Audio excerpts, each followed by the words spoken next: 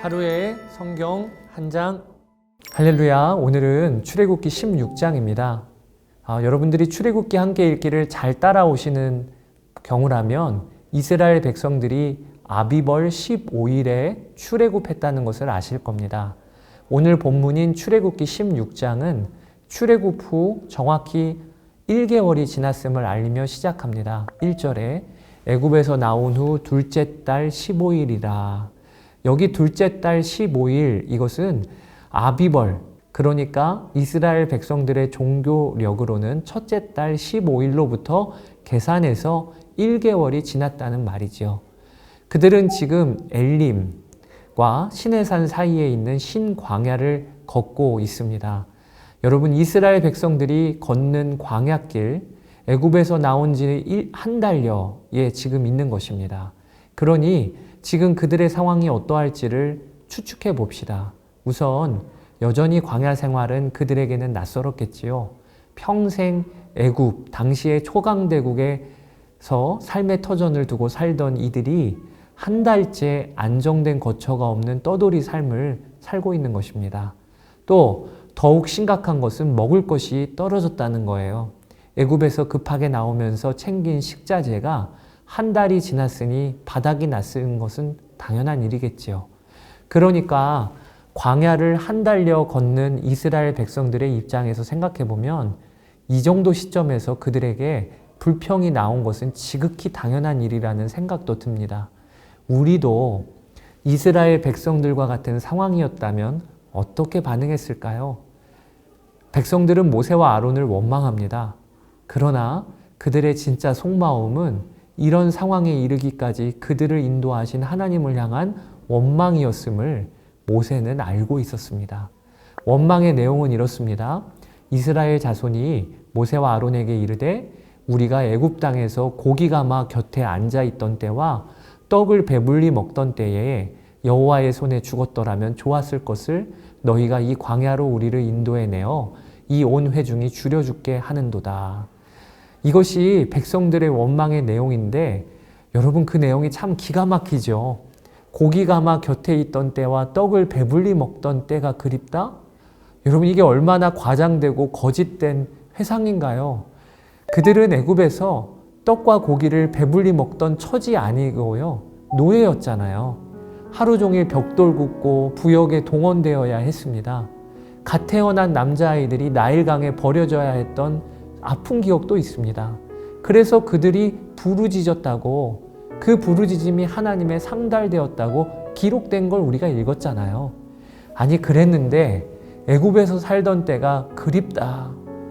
언제나 진짜 말 조심하는 게 중요하다는 생각이 들어요. 우리는 우리가 내뱉은 거짓되고 과장된 말에 우리 스스로가 속습니다. 거짓말의 가장 치명적인 점은요, 거짓말을 하면서도 그 거짓말의 먼저는 우리 스스로가 속아 넘어간다는 거예요. 우리 믿는 성도들도 이스라엘 백성들과 마찬가지 모습일 때가 많다는 생각이 듭니다. 하나님이 먼저 찾아오셔서 우리 또한 하나님의 백성이 되었잖아요. 애굽의 노예와 같은 죄와 저주와 그 억압에서 우리를 풀어주셨습니다. 그런데 문제가 하나 벌어집니다. 하나님은 구원받은 우리를 꽃길로만 인도하지 않으시고 이스라엘 백성들과 같이 광야길로 이끌어 가신다는 겁니다. 왜냐하면 하나님과 매 순간 교제가 있는 그 삶을 살게 하시려고 말입니다.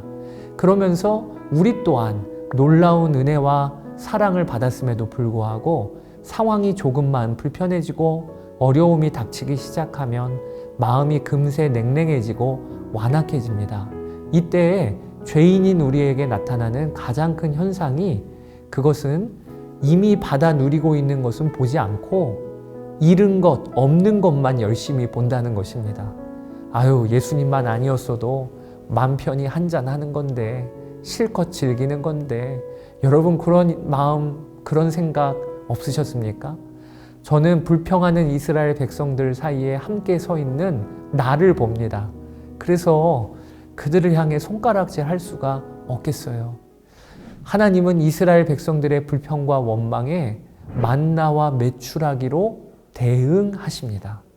이것이 참 놀라운 것이에요. 하나님은 백성들의 소리를 들으셨습니다.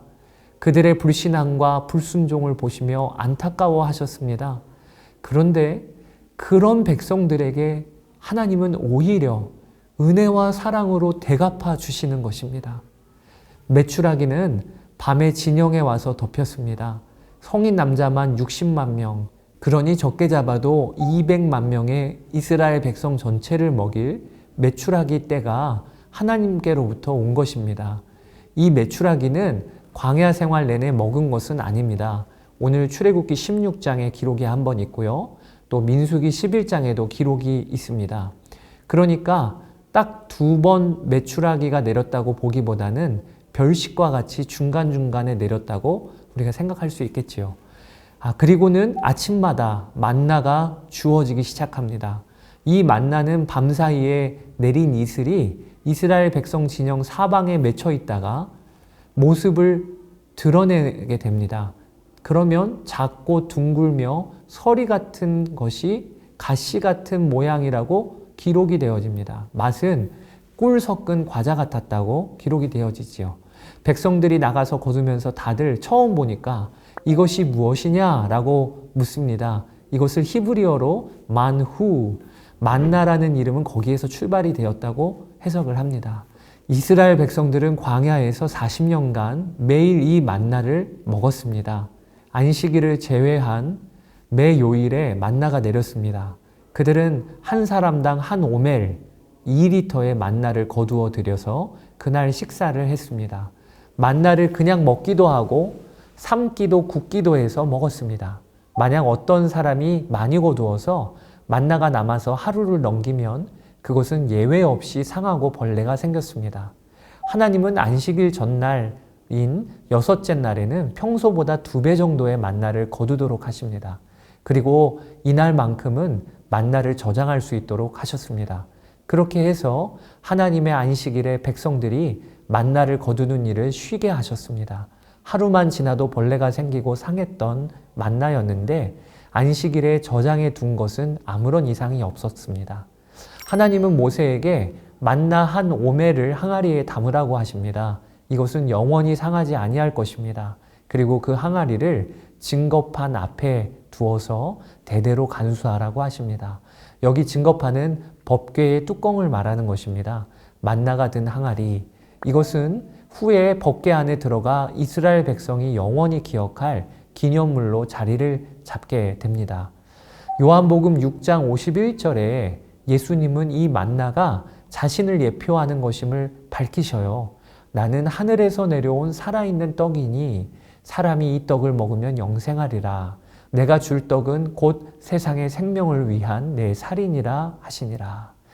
이 예수님의 말씀 표현을 그대로 빌리자면 이스라엘 백성들이 매일 하나님의 만나를 먹었듯이 구원받은 우리 성도들도 매일 예수 그리스도, 생명의 떡이신 예수 그리스도를 먹어야 한다는 것입니다.